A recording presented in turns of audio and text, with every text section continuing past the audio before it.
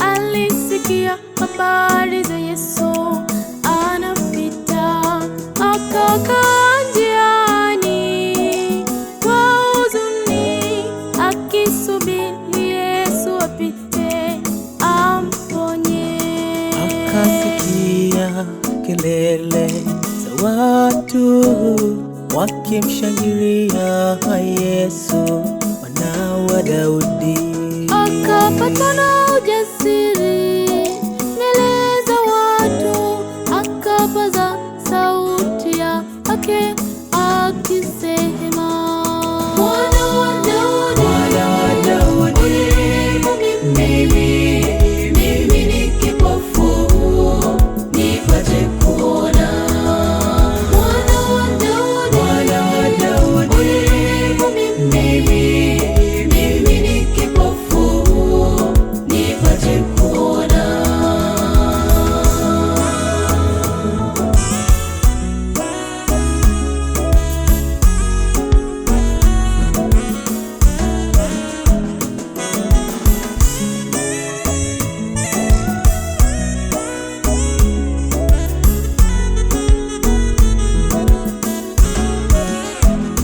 Wapo wengi leo ni vipofu kama Bartimayo, matendo yao wanayoyatenda hawatambui.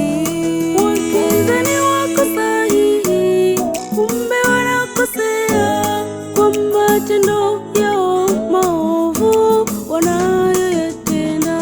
Muda ni sasa mpendwa, wa kuacha dunia na kutenda matendo mema yampendezayo Bwana. Tena uwe na ujasiri mbele za watu, uipaze sauti yako ukisema, Mwana wa Daudi, mimi ni kipofu, nipate